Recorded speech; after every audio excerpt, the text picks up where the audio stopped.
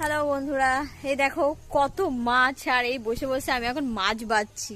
এত দেখো বসে বসে মাছ বাছছি, এতে রয়েছে অনেক মাছ।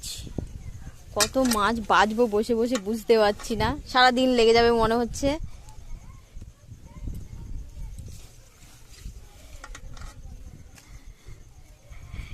আমরা দুজনে এই কটা মাছ বাছলাম বসে বসে।